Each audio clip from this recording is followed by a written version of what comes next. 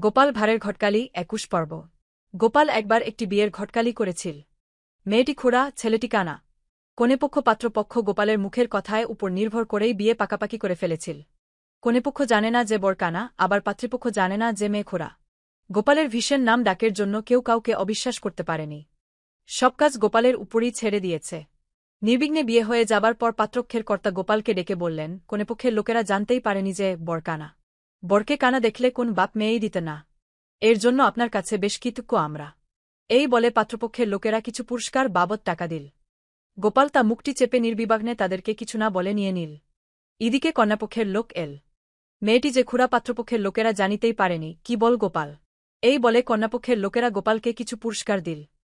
দুপক্ষের কাছে মোটা বক্সিস পেয়ে পুলকে গোপাল মনে মনে হাসতে হাসতে বল, আপনারা মহাশয় ব্যক্তি। তাহলে সব কথা খুলে বলি শুনুন, আপনার মেয়েটি খুড়া আর বড় কানা। এতে অবশ্য দুপক্ষের চিন্তা ভাবনা করার কোনো কারণই নেই। গোপালের কথা শুনে বরপক্ষের আক্কেল গুরুম। বললেন, আয়া, বলো কি পাত্রী খোড়া, আগে এ কথা আমাদের বলেননি কেন? গোপাল বললে, নেলে মানাবে কেন দাদা?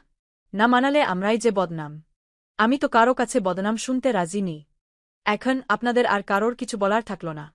গ্রন্থনা অধ্যক্ষ মহসিন আলী আঙ্গুর, সম্পাদক ও প্রকাশক মুজিবনগর খবর.com, মেহেরপুর।